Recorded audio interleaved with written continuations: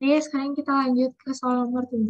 Jadi untuk soal nomor 7 ini sebenarnya soalnya sama persis kayak soal nomor 6, cuma bedanya di sini tuh minta pakai equity method. Sedangkan di nomor 6 tadi itu kan pakai cost method.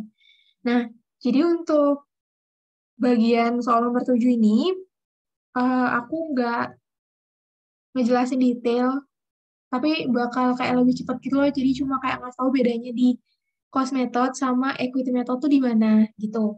Nah, jadi kalau misalkan mau penjelasan detailnya terkait bagian ini sampai sini, sampai jurnal umum juga, itu bisa nonton di soal nomor 6, karena kan soalnya sama persis gitu. Jadi supaya ini lebih singkat, jadi langsung aja ke bagian yang mana sih beda antara kalau misalkan pakai cost method sama pakai equity method gitu. Oke, langsung aja. Nah, di sini kalau misalkan pakai cost method ini kan dividen income, tapi kalau equity method itu pakai income from S yang ambilnya dari sini gitu. Itu terus kalau misalkan di cost method ini kan nilai investment in S itu adalah senilai cost awalnya. Sedangkan senilai investment cost-nya. Sedangkan kalau di equity method itu kan dia apa namanya?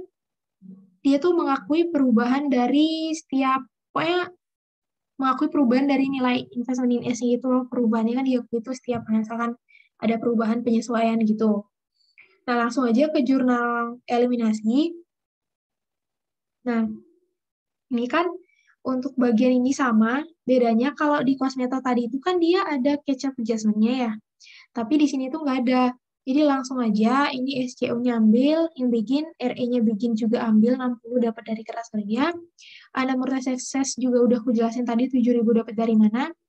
Terus investment in S, yang bikin ya, yang bikin, itu kan eh lumayan lama ya penjelasannya. Jadi investment cost-nya bikinnya berapa, terus dikurangi sama peru ditambah sama perubahan nilainya, bukan RE-nya, terus dikurangi sama amortisasi-amortisasinya, terus dikurangi sama amortisasi-amortisasi, terus dikaliin sama persentasenya dia, yaitu adalah 80%, gitu. Dapatlah 117.600, atau bisa juga ini ditambah semua, terus dikali sama persentasenya, dapatlah 117.600. Nah, terus yang CI juga udah aku jelasin sebelumnya sama persis. Untuk bagian amortisasi ekses sama ini sama. Terus di bagian ini eliminasi dividen. Oke, salah. Dividen S.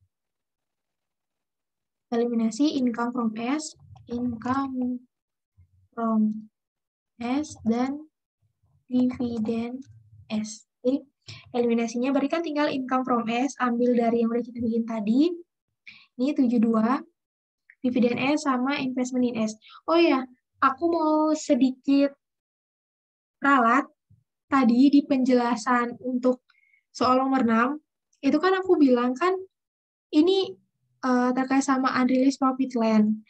Tapi aku baru ingat, dia kan ini kan udah tahun lalu kan, 2016, sedangkan sekarang 2017, berarti terkait sama unreleased itu, dia itu udah nggak masuk lagi, gitu. Oke, lanjut lagi, nomor 7. Jadi untuk perhitungan income itu, ini bisa dinotis, ada revisi. Terus, um, oke lanjut di sini. Bagian ini NCI-nya itu sama, ini juga sama, ini sama juga. Oh, oh iya, bedanya kalau misalkan tadi kan di cost method ini kan pakai RE kan, ini RE. Nah, tapi kalau dipakai equity method dia diganti jadi investment in S gitu. Ini investment in S juga.